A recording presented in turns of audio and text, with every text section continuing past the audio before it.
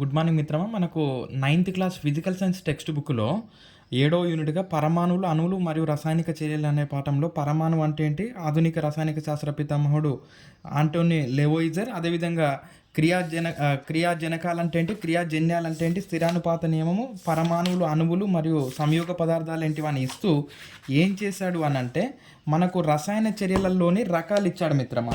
Ninth class physical రసాయనిక చర్యలలోని రకాలు ఇచ్చాడు. మరి రసాయనిక చర్య అంటే ఏంటో చూద్దాం. ఈ నుంచి మనకు ఖచ్చితంగా క్వశ్చన్ పడుతుంది మిత్రమా. చూడండి ఒకసారి.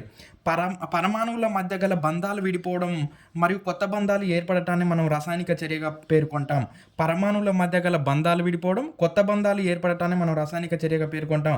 రసాయన చర్యలో పరమాణువులు సృష్టించబడవు, నాశనం చేయబడవు. అదేవిధంగా రసాయన చర్యలో మొదట తీసుకున్నటువంటి పదార్థానికి తర్వాత ఏర్పడినటువంటి పదార్థానికి మధ్య తేడా ఉంటుంది, భేదం ఉంటుంది అనేటటువంటి విషయాన్ని చెప్తా ఉన్నాడు. మరి మనకు రసాయనిక చర్యలను 3 రకాలుగా ఇచ్చాడు మిత్రమా. అందులో చూస్తే ఒకటి రసాయన సంయోగము, రసాయన వియోగము, రసాయన స్థానభ్రంశము. రసాయన సంయోగం అంటే ఏంటంటే 2 లేదా అంతకంటే ఎక్కువ క్రియాజనకాలు కలిసి ఒకే ఒక క్రియాజన్యాన్ని ఏర్పాటు చేసే దాన్ని మనము రసాయన సంయోగం అని అంటాం.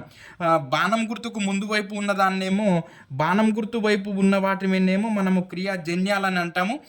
బాణం గుర్తు వెనకాల ఉన్న వాటిని మనము క్రియాజనకాలని అంటాం. క్రియాజనకాల నుండి క్రియాజన్యాలు ఏర్పడతాయి. కాబట్టి చూస్తే మనం ఇక్కడ చూడండి, 2 అణువుల మెగ్నీషియము మరియు ఆక్సిజన్ అణువు కలిసి మెగ్నీషియం ఆక్సైడ్ ఏర్పడింది. 2 లేదా అంతకంటే ఎక్కువ క్రియాజనకాలు కలిసి ఒకే ఒక పదార్థం ఏర్పడితే దాన్ని రసాయన సంయోగం అని అంటాం.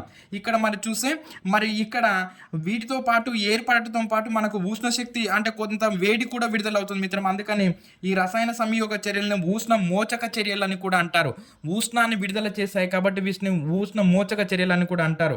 మరి రసాయన వియోగం చూస్తే ఒక పదార్థాన్ని వేడి చేసినప్పుడు అది విడిపోతే క్రియాజన్యాలుగా విడిపోతే దాన్ని రసాయన వియోగం అని అంటాం. ఇక్కడ కాల్షియం కార్బోనేట్ను వేడి చేస్తే కాల్షియం ఆక్సైడ్ కార్బన్ డైఆక్సైడ్గా విడిపోయింది. ఇలా విడిపోవడం వలన ఇవి వేడి చేస్తేనే కానీ లేకపోతే సూర్యరశ్మి తగిలితేనే కానీ ఈ చర్య జరుగుతుంది. కాబట్టి ఇవి శక్తిని అందిస్తేనే ఈ చర్య జరుగుతుంది. కాబట్టి వీటిని ఉష్ణ గ్రాహక చర్యలు అంటే ఉష్ణాన్ని గ్రహిస్తున్నాయి కాబట్టి ఉష్ణ గ్రాహక చర్యలు అని అంటారు.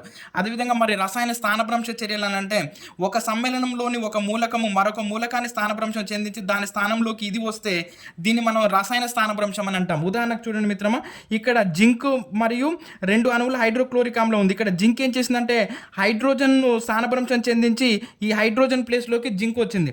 ఇలా ఒక సమ్మేళనంలో ఒక మూలక స్థానాన్ని ఆక్రమిస్తే దీన్ని మనం ఏమంటామనంటే రసాయన స్థానభ్రంశం అని అంటాం. ఖచ్చితంగా మన వీడియోను లైక్ చేయండి, సబ్స్క్రైబ్ చేయండి, షేర్ చేయండి మిత్రమా.